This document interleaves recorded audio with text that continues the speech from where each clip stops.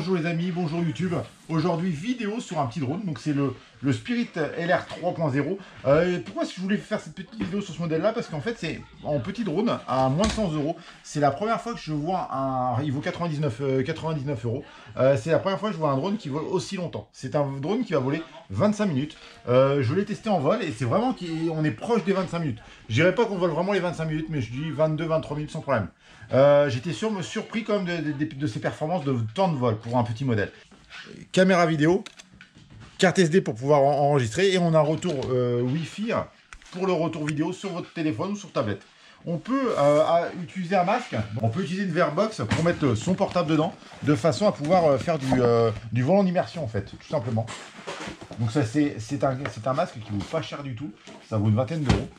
Ça vaut 19 euros, entre 19 et 20 euros.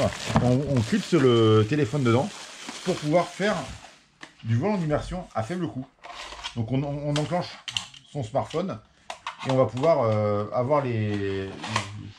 pouvoir faire du vol en immersion avec le masque. Donc là, ça c'est pour la partie vol en immersion. On va faire un petit vol pour voir comment ça fonctionne. Donc la mise en route super simple. On a le petit bouton on-off.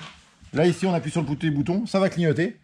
Une fois qu'on arrive, on va monter le manche des gaz du haut en bas pour pouvoir synchroniser. Et après on va appuyer sur le petit bouton de mise en marche pour qu'il fonctionne. Après on soulève les gaz. Alors ce qui est bien avec celui-ci, il n'a pas de système...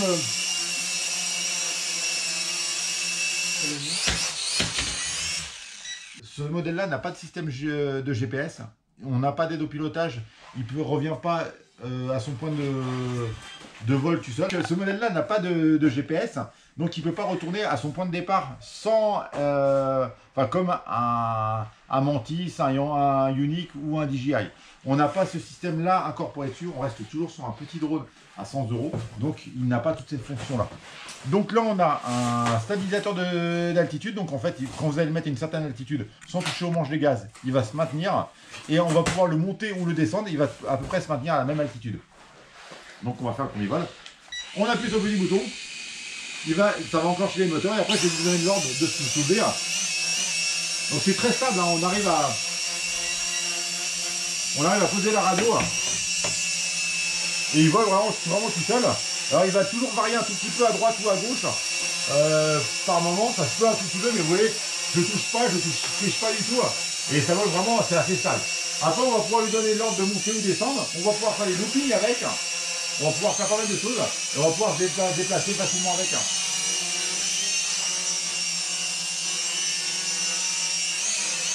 On va essayer de faire un petit looping. Ah oui, c'est pas ce bouton-là. C'est ce bouton-là.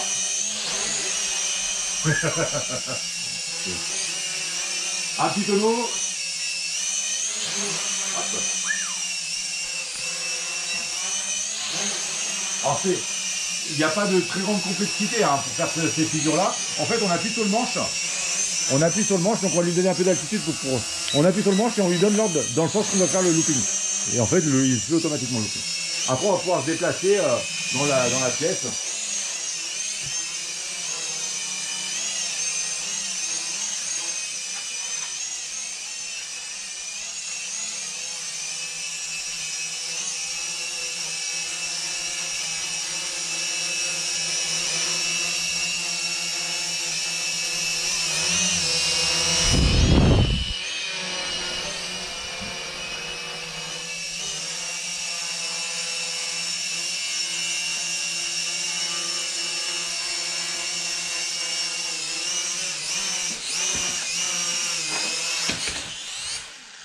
Donc on laisse les manches coupées vers le bas et ça va tout de suite couper les moteurs. Donc très simple, les hélices sont très solides, donc sont très robustes. On peut taper avec si on vole, on peut taper avec sans aucune difficulté. Il encaisse très bien les chocs. Je l'ai déjà fait tomber avec des copains, on l'a fait voler avec Lucien, avec d'autres personnes. Je l'ai fait voler, on l'a essayé, il est déjà tombé et ça vole, c'est très robuste au niveau des chocs.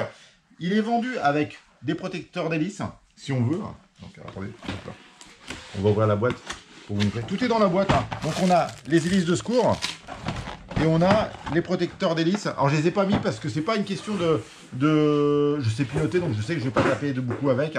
C'est juste une question de... On n'a pas pris le temps de les monter en fait, tout simplement. Donc en fait, voilà, on a les protecteurs d'hélice. Ça augmente le volume de vol. Donc si on veut passer dans des petits obstacles, et ben ça va nous gêner un peu plus peut-être. On a la notice en française. C'est un produit de chez T2M, c'est une marque très reconnue dans le monde du modélisme, qui marche plutôt bien. C'est un produit que je trouve vraiment très sympathique. Il vole intérieur-extérieur. Moi, ce que je vous propose, c'est qu'on va quitte dehors pour vous faire voir que ça vole au-dessus dehors. Et bien, on va voler un petit peu dehors. Non. T'as essayé, tu vois bien. Ouais. La porte. Ça va tomber.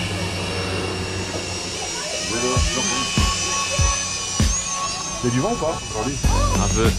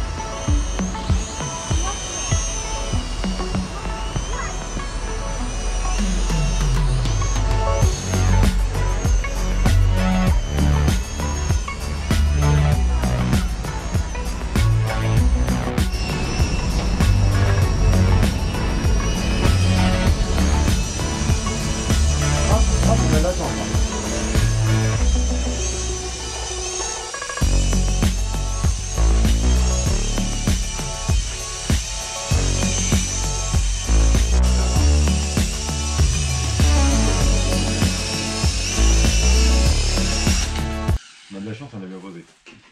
Eh ben, les amis, j'espère que cette petite vidéo vous a plu. Si vous avez des drones dans ce style-là, ce modèle-là, même si vous avez même ce même modèle ou un autre modèle de chez la marque T2M ou une autre marque, n'hésitez pas dans vos commentaires à me partager vos ressentis avec vos drones, avec la marque de votre drone, ainsi de suite. Si vous l'avez vous-même ce modèle-là et si vous lui trouvez des petits défauts, n'hésitez pas à en parler malgré tout, ça fait toujours avancer un peu le truc. Moi je trouve que c'est pour le... Alors je dis pas hein, qu'il n'y a pas meilleur, hein, j'ai jamais dit ça. Hein. C'est qualité-prix, je trouve que c'est un excellent drone. Le prix, le temps de vol, la répartition de ces deux choses-là me trouve très importante. Pour un drone à moins de 100 €, j'insiste toujours sur l'idée. Après évidemment il y a des autres drones beaucoup plus performants que celui-ci, mais on monte en budget malheureusement. Je vous dis à très bientôt les amis. Au revoir.